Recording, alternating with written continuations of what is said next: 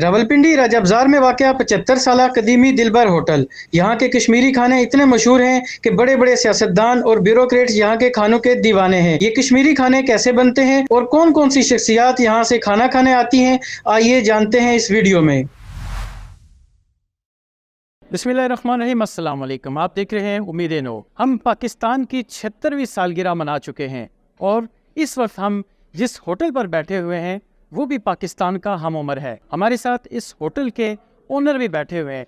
आइए इनसे जानते हैं कि इस होटल की तारीख क्या है, ये होटल कब बना और इसमें कौन कौन से खाने जो है वो खाने को मिलते हैं। जी अस्सलाम वालेकुम। जी वालेकुम सलाम। क्या नाम है आपका? मेरा नाम जी मलिक असलम परवेज। और इस तारीखी होटल का नाम क्या है?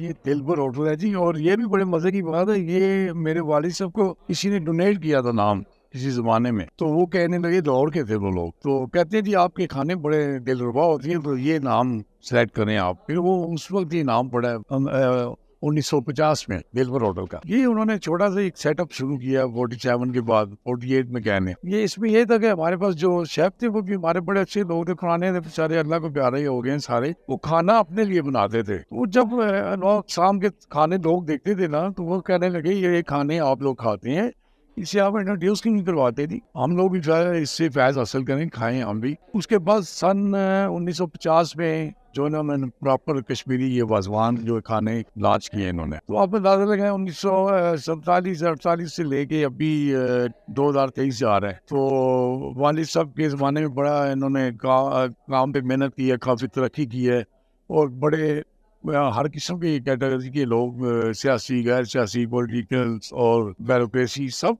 लोगों को आना जाना था। यानी कि एक मजदूर से लेके ना आप उमराव तक, उमराव लोग हैं जो वो भी आते। तो 84 में मेरे वालिद साहब जो फोत हो गए थे, मैं उनके साथ बैठता था। यानी कि मेरी उम्र 12 साल, स्कूल में 6वीं में मैं पढ़ता था। वो जो बैठना मेरा उनके साथ था, वो मेरे काम आ गए। मैंने बड़ी दिलचस्पी दी इस काम में, और रेस्टोरेंट के काम में, कुकिंग में। और मैं इस वक्त आपको ये बता दूं कि मैं बताता किसी को नहीं हूँ, लेकिन मैं इस वक्त यानी कि मुझे आप वाजा कह सकते हैं, जो शेफ होते हैं ना कश्मीरी, उनको वादा कहते हैं। मैं बिल्कुल नहीं बताता किसी को, हालांकि कश्मीरी तक वाजवान है मैं अपने हाथों से बनाता हूँ, लेकिन कभी मैंने ओपन नहीं किया। वो मेरे काम आ गया। उसके बाद यहाँ बड़े अच्छे अच्छे लोग आते रहे हैं, हर किस्म के, आर्मी के कह लें, सिविलियन कह लें, गिलगित बल्तिस्तान, आज़ाद कश्मीर और दूसरे दीगर शहरों के। यानी कि यहाँ मेजोरिटी जो है ना, आप कह लें 10% यहाँ लोकल लोग होंगे, 90% लोग दूसरे शहरों के होते हैं। अच्छा, ये बताएं कि तकसीम के बाद आप क्या वहाँ से हिजरत करके यहाँ पर आए, या तकसीम के वक्त आप यहाँ पर ही मौजूद थे? नहीं, 47 के बाद आए हैं, वहाँ से माइग्रेट हो गए। मेरे वालिद साहब आए, उन्होंने यहाँ काम शुरू किया। क्योंकि तकसीम के पहले तो हमारे बड़े कश्मीर में थे, मकबूजा कश्मीर में, जो इंडिया के पास है वैली। तो हम वहाँ के रहने वाले, कपवाड़ा के रहने वाले हम लोग हैं। तो इसीलिए तो ये खाना सारी सुगात वहाँ की है।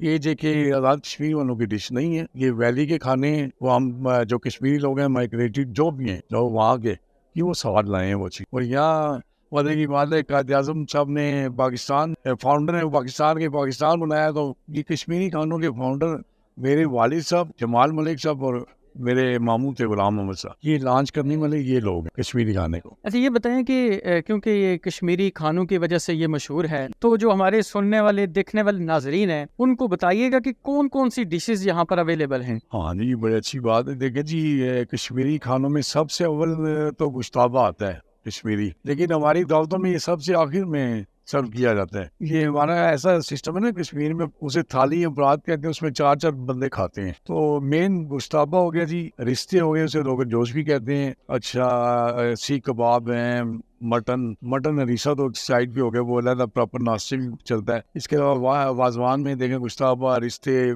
आप गोश्त, रोगन जोश, सीख कबाब, तबक माज, मिथ माज, और सीख कबाब होते हैं मटन के लंबे लंबे। इसके अलावा देखें काफ़ी वैरायटी है इसमें, यानी कि पनीर कड़म का साग होता है, कड़म मछली होती है, और बेताज ही वैरायटी बहुत ज़्यादा है, उसकी रेंज काफ़ी है जो हम लोग बनाते हैं। इसके अलावा जो देसी मकई की रोटी, मक्खन, चटनी, लस्सी, वो उस तरह की भी कोई चीज़ होती है? नहीं, ये देखें जी, ये प्रॉपर पंजाब का टच आ जाता है। ये हमारे यहाँ जम्मू साइड के, जो जम्मू है ना, पंजाब के साथ लगता है।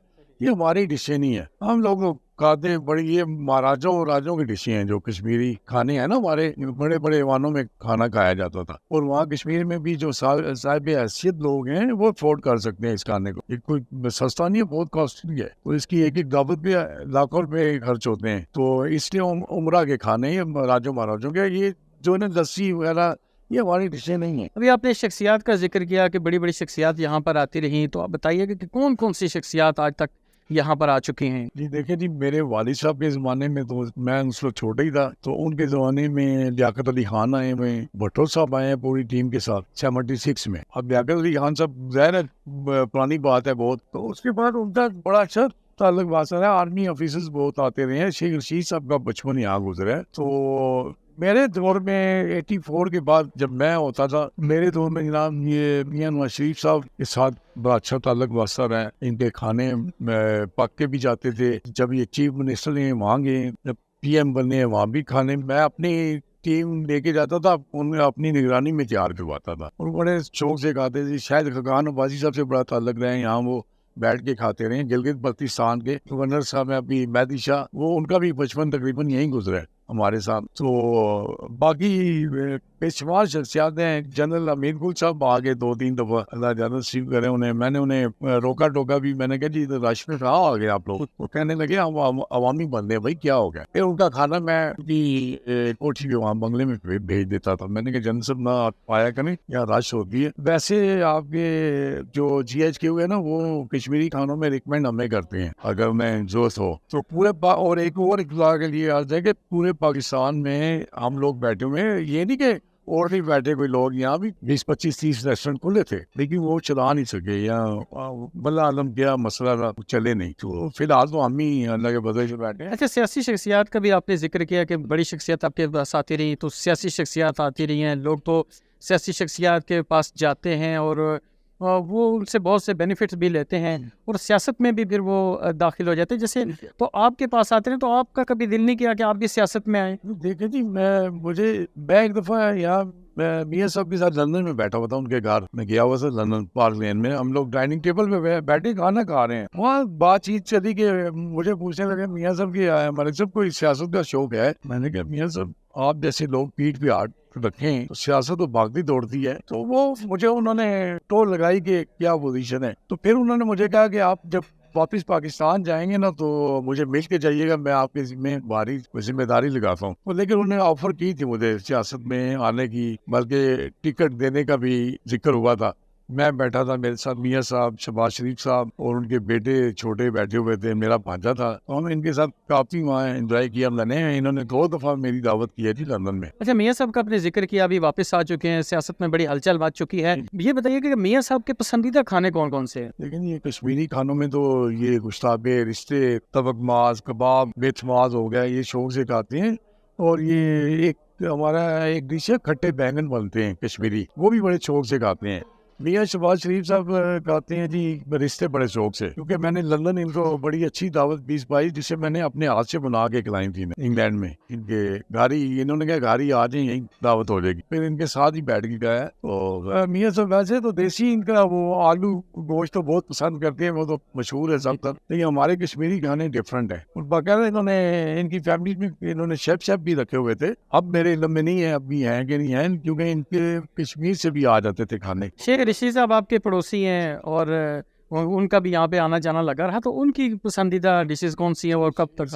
شیخ صاحب ماشاء اللہ جی بڑے خوش خوراک رہے، میرے بڑے بھائی کے کلاس فیلو بھی تھے، میرے بڑے بھائی فوت ہو گئے سب سے بڑے، ان کے ساتھ یہ پڑھتے رہے، ان کا بچپن ہمارے گھروں میں ہی گزرا ہے، یہ میری والدہ کے آدمی بڑے ہوئے سمجھتے ہیں، یہ آتے جاتے رہتے تھے۔ اچھا، شیخ صاحب جو ہیں یہ گشتابہ اور ہمارے تقریباً سارے کھانے پسند کرتے ہیں، لیکن گشتابہ بڑے شوق سے کھاتے ہیں، اور 2-3 دانے تو رگڑ ہی جاتے ہیں، حالانکہ بڑا ہیوی ہوتا ہے۔ اچھا اچھا، تو اللہ خوش رکھے جی، اچھے ہیں، ہماری عزت کرتے ہیں، تو بھائیوں جیسے ہی ہیں ہمارے۔ باقی سیاسی جو ٹچ ہے جو بھی ہے وہ اپنے اپنے ہوتے ہیں، کوئی اس میں نہیں، ہم اس چیز کو لائٹ ہی لیتے ہیں، سیریس نہیں لیتے کہ آپ کا کس پارٹی سے تعلق ہے، کس پارٹی نتھنگ، ہمارے اپنے ذاتی تعلق ہیں، ٹھیک ہے چل رہا ہے۔ جی بہت شکریہ، ہمارے ساتھ موجود تھے دلبر ہوٹل کے آنر، اور یہاں پر جو اسپیشل کشمیری کھانے جو مقبوضہ کشمیر ہے وہاں کے جو کھانے ہیں وہ یہاں پر ملتے ہیں، اور بڑے ہی مزیدار اور اوریجنل وہی کشمیری ٹچ ہوتا ہے, کشمیری ٹیسٹ ہوتا ہے.